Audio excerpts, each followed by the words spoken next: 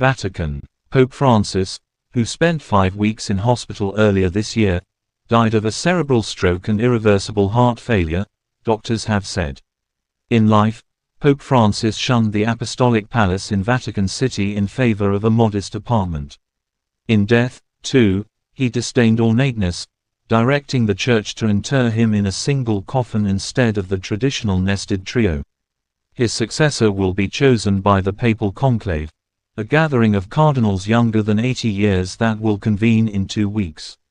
Pope Francis died on Monday after attending the Easter Resurrection Mass. Pope Francis was 88 years and known for his deep compassion owing to his remarkably humble beginnings. Before Pope Francis became the leader of the Catholic Church, the Pope's life was so unexpected, they seem almost unbelievable given the position he held at the time of his death. Before he became a priest, young Jorge Mario Bergoglio worked several jobs in Buenos Aires, Argentina, which included cleaning floors, running lab tests, and even worked as a bouncer at a nightclub to support himself. The Vatican says the funeral of Pope Francis, whose death aged 88 prompted an outpouring of grief among Catholics worldwide, will be held on Saturday, April 26 in St. Peter's Square, in front of the Basilica of St. Peter, where most of his predecessors rest. But his chosen resting place is the Basilica of Santa Maria Maggiore, St. Mary Major, one of the main 4 churches of Christendom in Rome.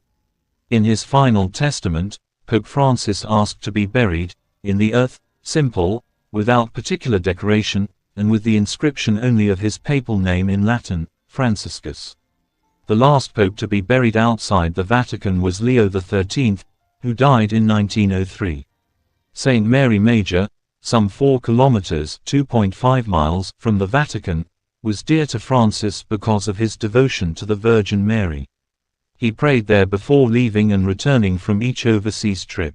It is located at the summit of the Esquiline Hill, an area that in ancient Rome was used for the burial of slaves, the poor and those condemned to death. Nowadays, it is home to the Stazione Termini, Rome's main railway station, and is a multi-ethnic, populous neighborhood. Kenya President His Excellency William Samoei Ruto sent his condolences message saying, "We join the Catholic Church and the global Christian community in mourning the passing of Pope Francis. This is a big loss to the Catholic faithful and the Christian world. Pope Francis will be remembered for a life dedicated to serving the Lord, the Church, and humanity." William Ruto words speaking on behalf of the Kenyan people. "From God we come and to God we return. Rest well, Papa Francis."